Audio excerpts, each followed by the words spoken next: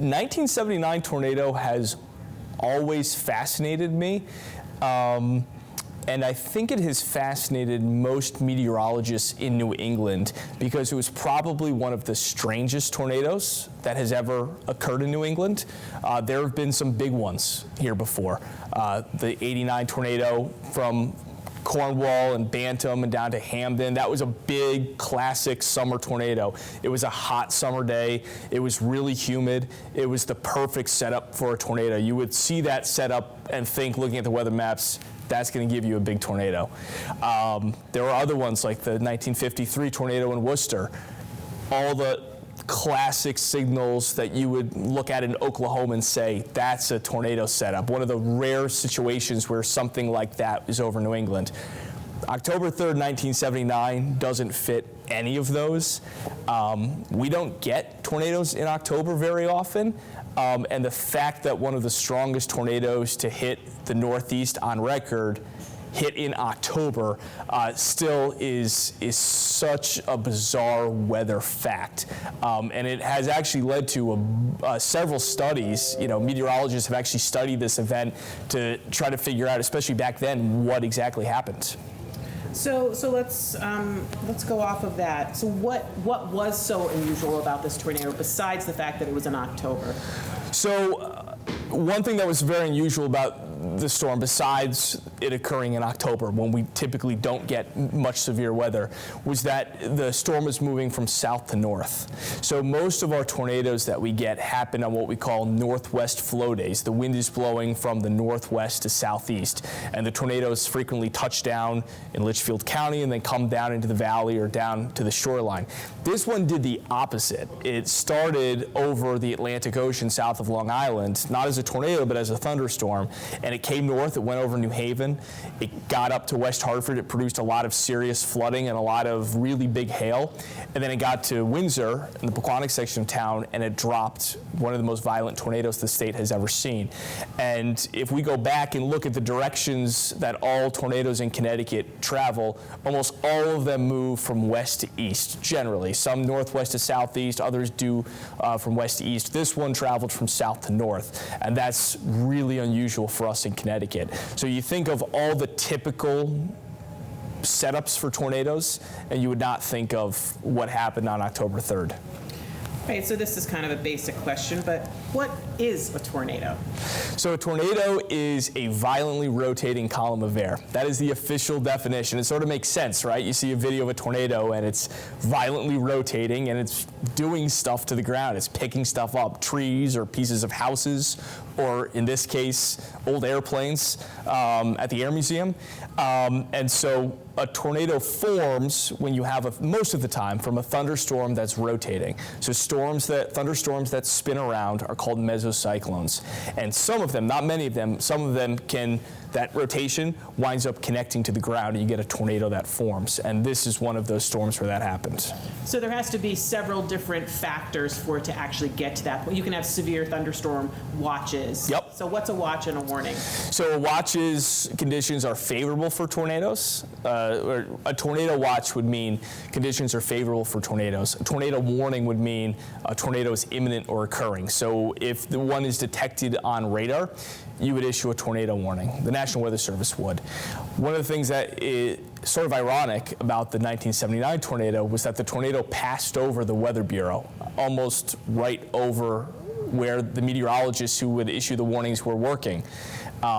They were at Bradley Airport, and they missed it.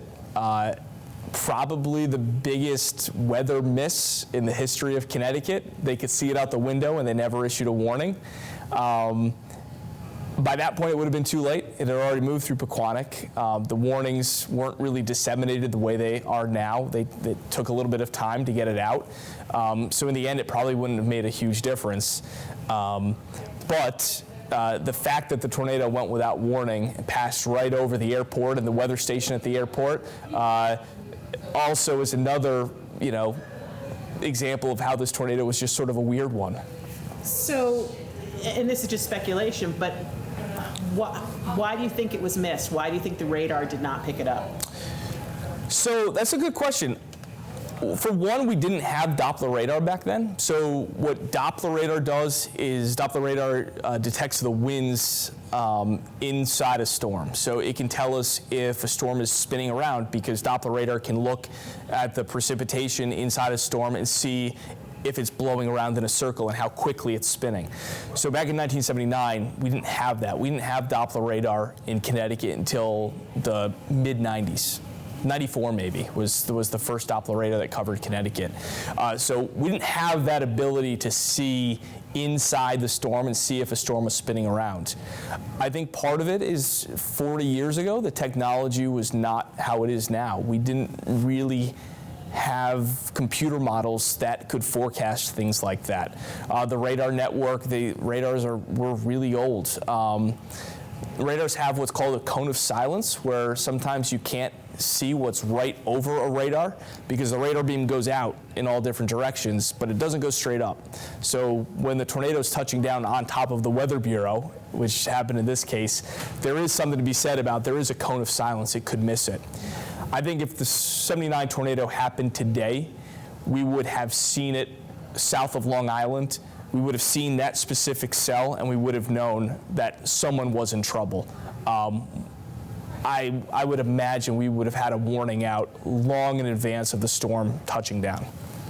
So how does you may not know how it was in 79, but now when there is a storm coming, say a tornado is coming, how does that process work of you getting that information out to the public? You are looking at your computer radar, somebody telling you, tell me how that process works. So what happens is the National Weather Service, they are the meteorologists who issue watches and warnings. So they would look at a situation that seems favorable for tornadoes, and they would issue a tornado watch. And then after that, if it became imminent or spotted, they'd issue the warning. The 79 tornado that touched down was actually one of the later tornadoes. There were earlier tornadoes and damaging wind in New Jersey and Pennsylvania. So this system had moved east and was causing damage as it was moving through Pennsylvania and New Jersey. We would know that by now. We would have video on TV of the tornado in Pennsylvania probably hours before the Windsor Locks and Windsor tornado touched down. So what I do in my role here is I work with the National Weather Service. We work together. We talk back and forth. They'll ask what we think. They'll tell us what they think. And we look at the radar, and we're able to identify areas that are at risk for a tornado. So the technology is so good now, we probably would have been able to track that rotation over West Hartford and Hartford, watch it come north through Bloomfield and then into Windsor, and we probably would have known within 30 seconds or a minute that a tornado had touched down. We can detect now things besides just the wind. We can actually see when tornado debris has been picked up by thunderstorms. So we can actually see the radar detecting debris, things that in 1979 weren't even really fathomable, I guess. And so it would be a much different set of circumstances today. We probably would have zoomed in to Route 75 in Pequannock and would have given people a 5-10 minute heads up that this thing was coming right toward them. That's how good our technology is now. Maybe one last question about just about tornadoes in general. In some of the interviews, people were speculating that tornadoes draw power from water. Yeah. And because it went up the Farmington, is that? Maybe speak to that. I don't know how else to phrase that. So there have actually been a couple studies done specific to New England and northeastern U.S. tornadoes that sometimes they tend to occur in river valleys more so than in other areas. And one of the reasons why it's not necessarily because they're picking up water, energy from the water, but it happens because the wind is forced to do funny things in river valleys. If you think of Windsor and Windsor Locks and Suffield, you've got hills on either side. You've got hills over Ellington to your east, and to your west you have hills over Granby and Canton and Simsbury. And so the wind is forced up the valley. It channels up the valley. And so sometimes when the wind around Hartford is generally out of the southwest, the wind right in the valley may be out of the west. And so why is that important? Well, tornadoes need wind shear to form. You need winds to change direction and height. And sometimes that channeled flow can do sort of funky things to a thunderstorm. We've seen storms that have come down off the hills, and as soon as they get to the valley, they hit this area of higher wind shear and they spin faster. So the Windsor Locks tornado is sort of different in that it was coming from the south. It was coming to the north. It's possible that the wind was maybe a little more backed or channeled in the Farmington River. So Pash, Loomis, Chaffee, the wind may have been blowing from, maybe it was more blowing from the southeast to northwest. That could have been enough to spin it up. But I think the other factor was, which one of the research studies indicates, is that the wind was sort of enhanced coming up the valley. The wind was a little stronger, so it was taking more moist and more humid air from Long Island Sound and from the Atlantic Ocean, and it was channeling it up basically along I-91. And so in Windsor and Windsor Locks, it was just a little more humid than it would have been in the surrounding areas. That may have had a factor. That may have been a factor. Okay. One other thing too about the meteorology for the event. One of the reasons the tornado touched down where it did was because there was a warm front right over Windsor that afternoon. And so as the storm moved from south to north, it hit that warm front, and that's when it produced the tornado. And we can actually see that in the observations from Bradley Field. The wind before was right out of the east and east-northeast, right on that warm front. As soon as the warm front passed, the tornado hit. And so sometimes we do actually see tornadoes tend to touch down along these fronts. And so that's another thing which at the time was probably easy to miss 40 years ago. Now we look at things like, we look for fronts, and when storms cross a front, you have to watch them because sometimes they can do funny things like drop a tornado. And so that probably is why the tornado touched down there as opposed to touching down over West Hartford or even New Haven earlier. Do people study this tornado, the 79 tornado? They have. There's a couple. Know a lot about it. There's a couple studies. So actually, my advisor in grad school wrote a paper on it in 1987. Riley and Bozart, 87. It's about. I think he described it as a study in an intermittent severe weather event because it was sort of intermittent. Not everyone got hit. I'll send it to you. It's a lot. It's pretty dense.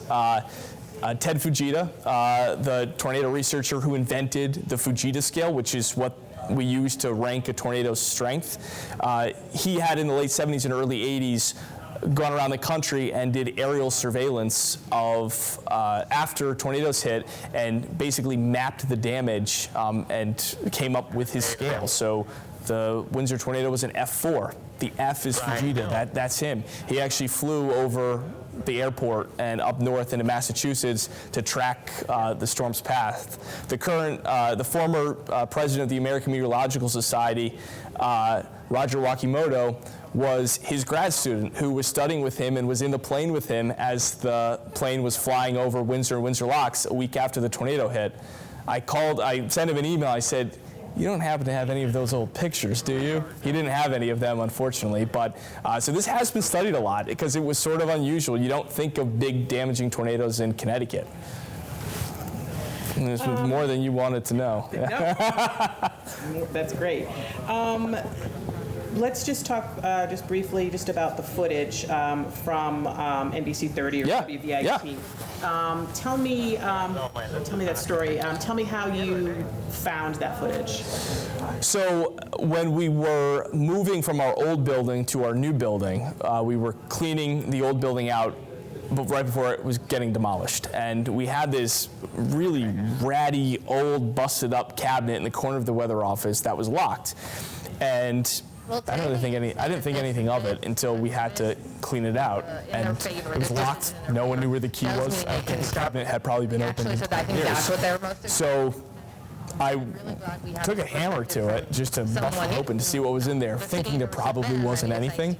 And there were a few like really weird odds and ends, like some old papers printed out about like the average temperature in 1982, things you really have no use for. But there was a single 3/4 inch tape, and on the back was a piece of masking tape, and it said tornado in big capital letters 79.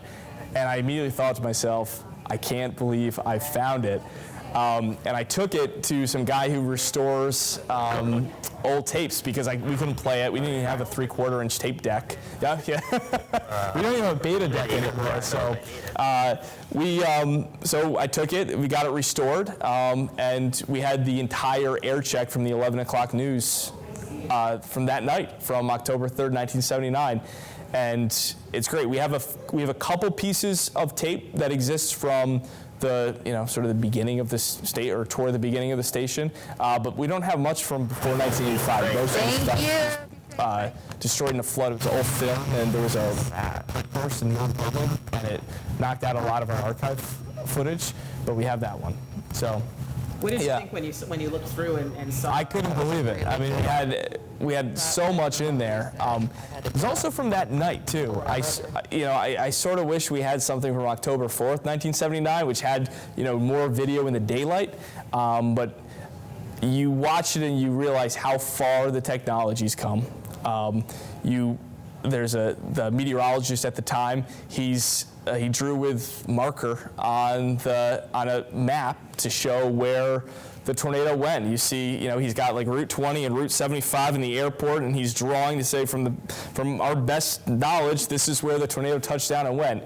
Now we would have had a computer-generated map that's flying through. We would have had it 30 seconds after the tornado hit. So to watch how the technology has changed is pretty remarkable, and how the news business has changed too. Watching it, it's very. It's striking to watch the difference between a newscast in 1979 and a newscast 40 years later. Definitely. I just have a couple more questions. Great. Okay. Have you ever been in a tornado? Never been in a tornado. Have never seen a tornado. I've been tornado chasing out in the plains. Still haven't seen a tornado. So maybe one day. What's the craziest weather you've ever been caught in? I was actually last year. I did a story for Hurricane Florence down in North Carolina. We actually flew with the hurricane hunters into the hurricane over the Atlantic Ocean. So that was pretty wild. And we stayed in Wilmington for the hurricane. So probably that. Yeah. Is there anything that I didn't ask you that you think people should know about that day, about that tornado? Anything that I didn't touch on? Not really. I think the only thing I'd add is that, it's a good reminder that we can get really destructive weather in Connecticut. And I say this to everyone who we talk to about weather. I say, 99 times out of 100 when we talk about severe weather and tornadoes, it's not going to hit your town, it's not going to hit your neighborhood, but when it does, you'll be really happy you knew about it ahead of time.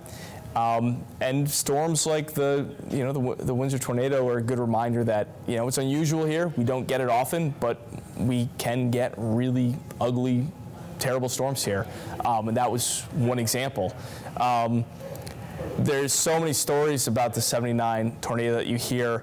I would love to find, I've tried the airline pilot who was coming in to land at Bradley, and he pulled up at the last minute when he saw the tornado touching down.